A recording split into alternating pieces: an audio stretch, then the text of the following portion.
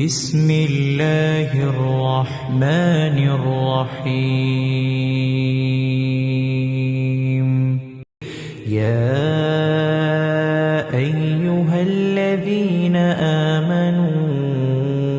أنفقوا مما رزقناكم من قبل أن يأتي يوم لا بيع فيه ولا خلة ولا شفاعة والكافرون هم الظالمون. الله لا إله إلا هو الحي القيوم لا تأخذه سنة ولا نوم له ما في السماوات وما في الأرض. من ذا الذي يشفع عنده إلا بإذنه يعلم ما بين أيديهم وما خلفهم ولا يحيطون بشيء من علمه إلا بما شاء وسع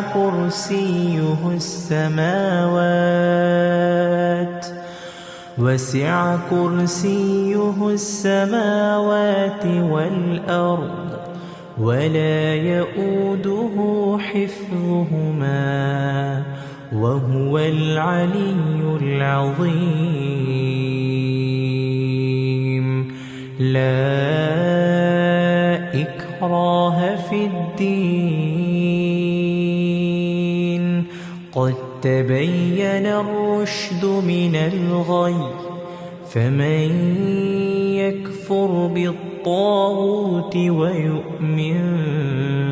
بالله فقد استمسك بالعروة الأثقى لا انفصام لها والله سميع عليم. الله ولي الذين آمنوا يخرجهم من الظلمات إلى النور والذين كفروا أولياؤهم الطاغوت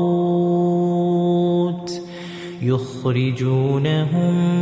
من النور إلى الظلمات أولئك أصحاب النار هم فيها خالدون. ألم تر إلى الذي حاج إبراهيم في ربه أن آتاه الله الملك إذ قال إبراهيم ربي الذي يحيي ويميت قال أنا أحيي وأميت قال إبراهيم فإن الله يأتي بالشمس من المشرق فأت بها من المغرب فبهت الذي كفر والله لا يهدي القوم الظالمين. أو كالذي مر على قرية وهي خاوية على عروشها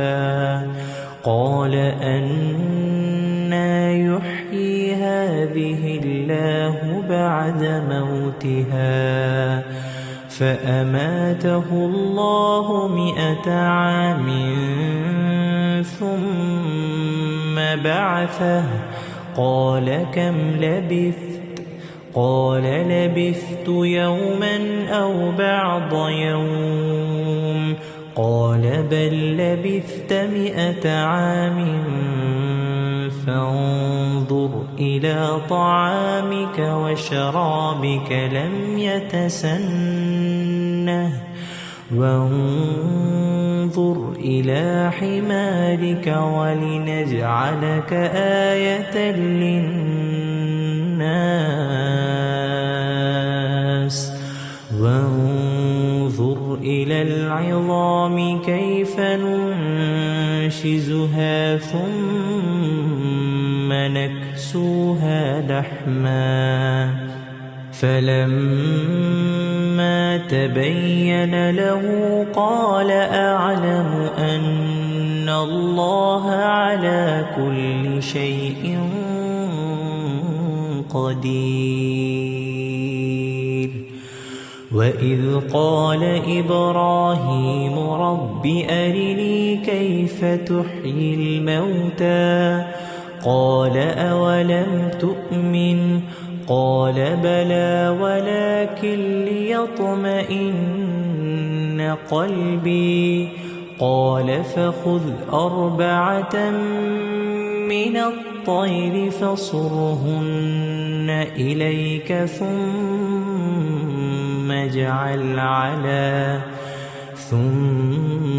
اجعل على كل جبل منهن جزءا ثم ادعهن يأتينك سعيا واعلم أن الله عزيز حكيم